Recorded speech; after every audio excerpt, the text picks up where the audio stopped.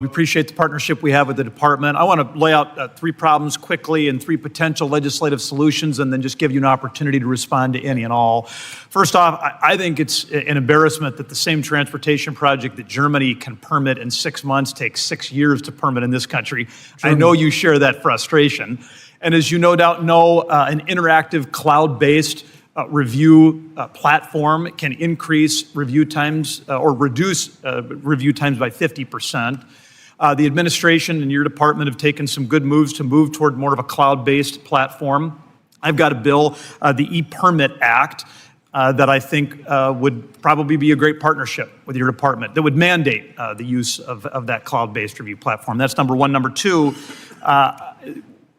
there are substantial national security risks posed by having LiDAR manufactured by our adversaries, the Chinese Communist Party and their partners, and then being installed close to sensitive pieces of American infrastructure.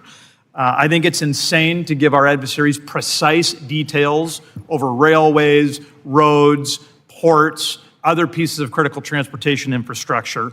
So I have a bill that would prohibit taxpayer dollars from DOT going toward projects that would utilize those sort of LiDAR sensors manufactured by our adversaries.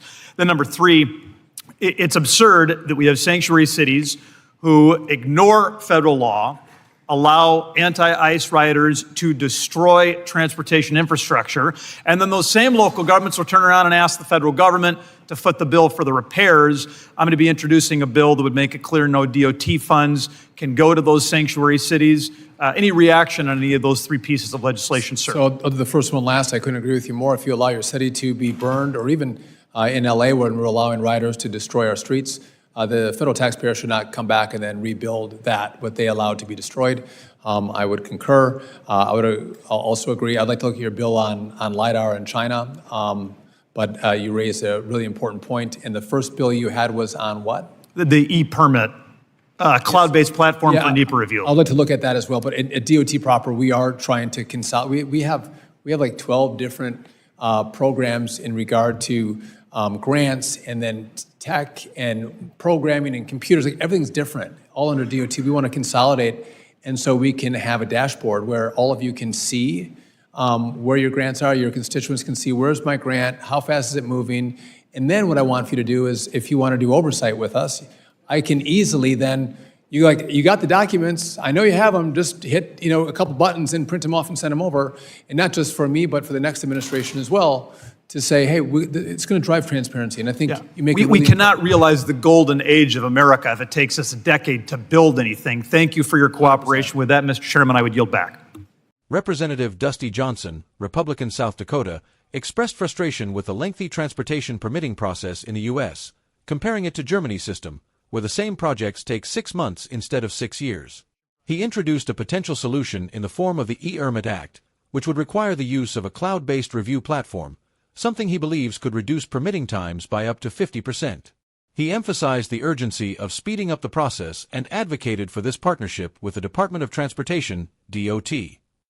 Another issue raised by Representative Johnson involved national security risks tied to the use of LiDAR sensors manufactured by adversaries, particularly China. He warned that allowing these sensors to be installed near critical infrastructure like railways, roads, and ports could compromise U.S. security by providing adversaries with precise details of key assets. To address this, he proposed a bill that would prevent taxpayer dollars from funding projects that use such sensors, ensuring that American infrastructure remains secure. Representative Johnson also addressed concerns over sanctuary cities, which, according to him, disregard federal law and allow anti-ICE rioters to destroy infrastructure. He criticized these cities for subsequently requesting federal funds to repair the damage. His proposed legislation would make it clear that no DOT funds should go to sanctuary cities that allow such destruction. In response, Transportation Secretary Sean Duffy agreed with Representative Johnson's concerns about the destruction of infrastructure and expressed support for the idea that cities allowing such destruction should not be able to access federal funds for repairs. He also expressed interest in reviewing the proposed bill regarding LiDAR sensors and emphasized the importance of national security. Secretary Duffy further acknowledged Representative Johnson's first proposal, highlighting the department's ongoing efforts to consolidate its various grant and tech programs. The goal is to create a streamlined dashboard that would allow constituents to easily track the progress of grants and projects. Duffy emphasized that improving transparency and efficiency in the DOT would help accelerate project timelines, ensuring that the U.S. can maintain its competitive edge in global infrastructure development. He concluded by stressing the importance of moving away from the current pace of development, which he believes could take up to a decade to complete important infrastructure projects.